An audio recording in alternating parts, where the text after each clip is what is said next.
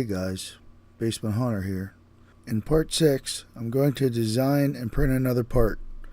It will be where all four arms attach, so it will need 4 holes around the sides and a hole from top to bottom to run all the wires. I made this part bigger than the piece on the candelabra, so I'd be sure to have enough room for all the wire to connect and also to hold the flicker circuit board. I only needed the diameter across to be similar since this is where the fiberglass pieces will glue onto. Checking the diameter with a digital caliper gave me close to 48 millimeters. That will be the only similar measurement for this part. So to design this part in Fusion, start by clicking Create and scroll down to Cylinder and click that. Now choose the plane you're going to place the cylinder on. I always choose top.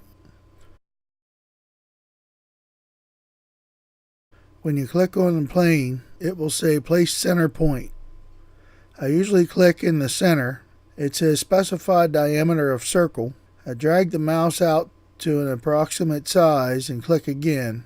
Change the diameter to 48 millimeter and the height to 25 millimeter. Now to put a hole down through the center, click Create.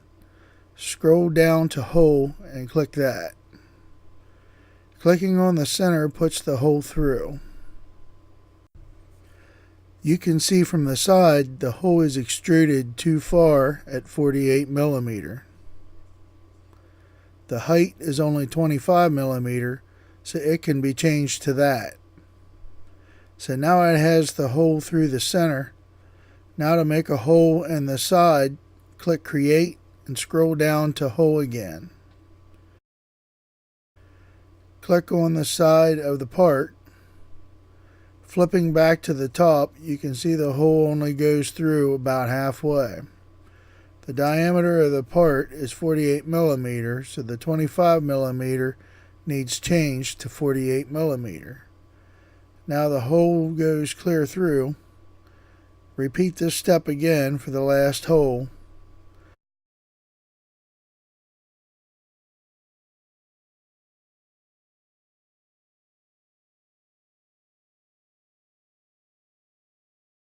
Now the part has all the holes and is ready to save as an STL file.